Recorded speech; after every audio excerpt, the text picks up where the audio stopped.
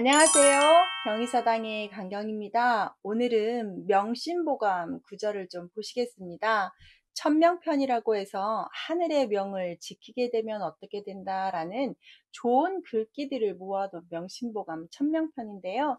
한번 보시겠습니다. 첫 번째 구절부터 맹자왈, 순천자는 존하고 역천자는 망인이라는 말로 시작이 되는데요.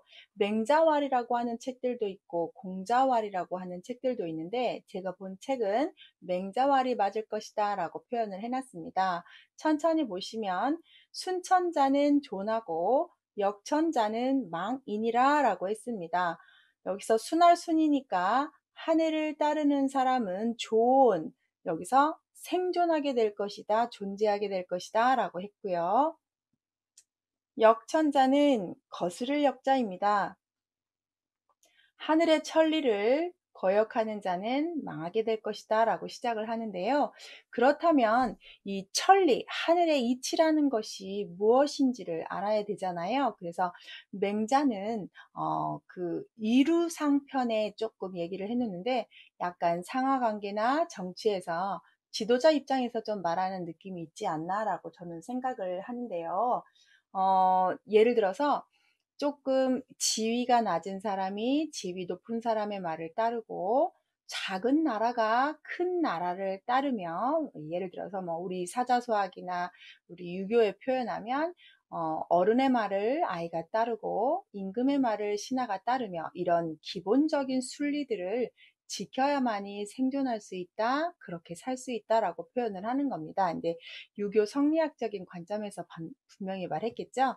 근데 저 같은 경우는 이 시대에 우리가 이런 부분을 약간 좀 너무 정치적으로 보면 안 되겠다 싶기도 하지만 때로는 하늘의 순리를 따랐을 때 그것이 바로 같이 사는 공생일 때도 많잖아요. 나의 이득만 따르다가 나의 신념을 따르다가 모든 사람을 죽게 할 수도 있습니다. 특히 지도자들이 자기의 신념을 지키기 위해서 강력하게 뭔가를 주장하다 보면 많은 것들이 지키기보다는 거역되고 어그러뜨리고 없어지는 경우가 많잖아요. 전쟁도 마찬가지고요. 명분 때문에 어떻게 많은 사람들을 희생하는 경우도 참 많은 경우를 보잖아요. 아마 이 천리라는 것 다 규정하기 나름이긴 하겠지만 맹자가 살았던 시대에는 작은 나라와 큰 나라의 관계들이 많았고 도가 있는 나라와 도가 없는 나라들이 많아서 이렇게 표현하지 않았나 저는 개인적으로 생각을 합니다. 그래서 순리대로 산다면 생명의 보존이 좋지만 거역을 하게 되면 망하게 된다. 뭐 조선왕조에 있는 역대 왕금들도 임금들도 보면은 순리대로를 따른다는 임금도 있고 쫓겨남을 당하는 임금도 있고 항상 정치에는 그런 부분이 있으니까요. 그래서 이 천명편에서는 되도록이면 하늘의 명을 따라라는 표현이 자주 나오게 됩니다. 그래서 두 번째 구절 한번 보시겠습니다. 두 번째 근사록에 말하기를 하고 시작을 하는데요. 근사록 왈 순천리면 즉 불구리라도 이 자무 분리하고 순인욕이면 즉 구리라도 미득이 해 이 수진이라 라고 했습니다. 딸을 쓴 하늘천 이로울 리자입니다. 여기에 천리를 아까 앞에서 말한 거 천리를 따를 순 따르면 여기 곧즉자는 뭐뭐하면입니다. 따르면 불굴이라도 이로움을 구하지 못했을지라도 이로움을 구하지 못했다 할지라도 여기서 보시면 스스로자가 아니라 저절로 여기서 이롭지 않은 것이 없을 것이다 라고 해서 부정어 두 번을 쓰면 긍정이 됩니다. 잘 보십시오. 천리를 따르면 많은 이득을 얻지 못했지만 이롭지 않은 것이 없으니 여기서는 부정어 두 번이니까 긍정이죠. 이로운 일이 있을 수 있다 라고 했습니다. 순인욕이면 딸을 쓴 사람인 욕심욕입니다. 사람이 욕심을 따르게 되면 천리를 따르지 않고 욕심을 따르게 되면 즉 구리라도 이로움을 구했다 하더라도 미득 그렇죠.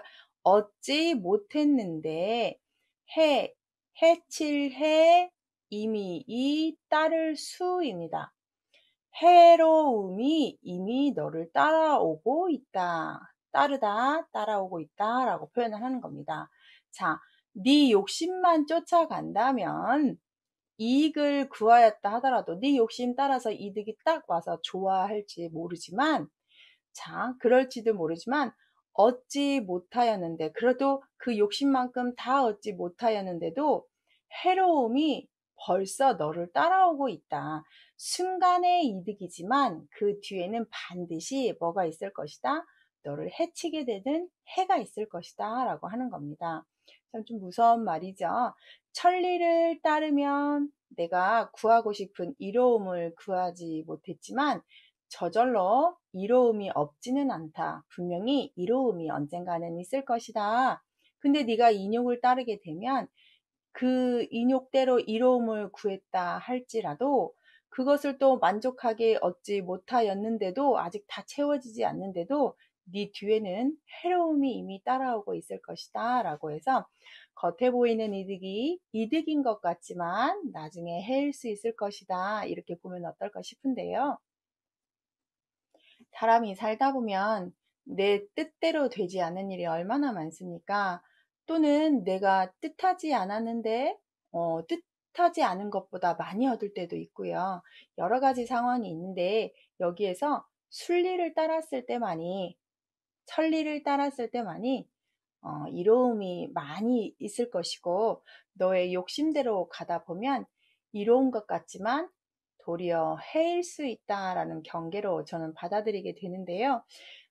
좀 과하게 욕심을 부리면 꼭 탈이 나죠. 우리도 음식 맛있어서 과하게 먹으면 배탈 나잖아요. 맛있다고 연상 며칠 동안 냉면을 먹었다 치면 탈이 나고 말죠. 그래서 우리가 순리대로 따르는 것이 좋은데, 저는 천명편을 보면서 나의 운명, 나의 순리 이런 것도 좀 생각을 했는데요. 자연 환경을 좀 생각을 했습니다. 비가 오고 바람이 불고 눈이 오고 이런 식으로 하늘의 날씨의 기운, 하늘의 운행을 좀 따라야 되는데 우리가 환경오염을 너무 많이 시키다 보니까 지구가 이걸 따르지 못하고 있잖아요. 그래서 우리가 그 자연을 이용하는 데 있어서 이롭다고 이용을 했는데 도리어 해가 뒤따라오고 있는 건 아닌가, 이런 생각이 들더라고요. 그래서 이렇게 가지고 있을 때, 이렇게나마 남아 있을 때 정말 탄소 배출도 줄이고 환경을 좀 생각해야지 않나, 이런 생각을 좀 했네요. 이걸 보면서 하나 더 보겠습니다. 천명편에서 제갈무후왈, 여기서 제갈무는 우리가 제갈공명이라고 아는 사람이에요. 그래서 제갈무후왈 모사 제인이나 성사 제천이니라 라고 했습니다. 제갈공명인 근데 그 무사의 계급을 제후가 됐으니까 이렇게 표현을 한 거고요. 여기서 꾀할모 일사입니다. 자, 이를 꾀하다, 이를 도모하는 것은 사람에게 있으나 성사 제천이니라, 그 일을 이루어내는 것은 하늘에 있느니라 라고 했습니다. 제갈공명하면 삼국지의 총나라 유비의 대단한 브레인, 아주 킥마스터죠. 그런 제갈량이 위나라의 조조나라 사마의 아들들과 싸움하면서 다시 그 호로곡이라는 데에서 골짜기로 다 모아들게 해서 화공, 불을 다 해서 이제 다 잡을 때쯤 됐는데 갑자기 소나기가 내려서 그 화공 공략을 다 무마시켜 버리게 되는 그 상황에서 제갈무후가 했던 말입니다.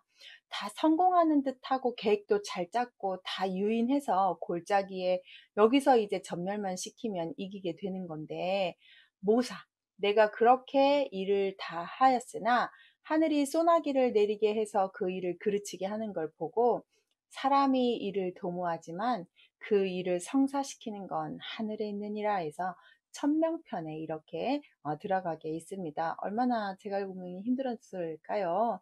우리도 정말 철저하게 다 계획을 세웠는데 그게 맘대로 되지 않을 때 얼마나 많아요.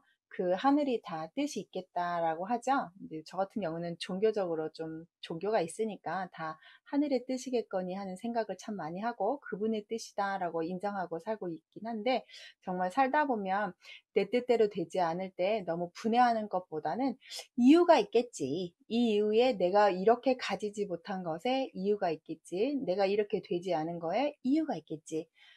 하늘의 뜻이 있겠지. 내가 이렇게 실패한 거에 또 다른 어떤 하늘의 뜻이 있겠지라고 받아들이면 그렇게 분해할 것도 아니고 억울해할 것도 아니고 또 그렇게 기쁠 것도 아닌 것 같습니다. 평정심을 좀 유지하는 데 좋지 않을까 싶은데요. 그래서 옛날 사람들이 이렇게 명심보감 글을 자주 읽었나 봐요. 그래서 이 천망표를 보시면 오늘은 하늘의 순리를 따랐을 때만이 복을 받고 어떤 일의 도모함이 좋고 이득도 많고 이런 말을 좀 배우셨습니다.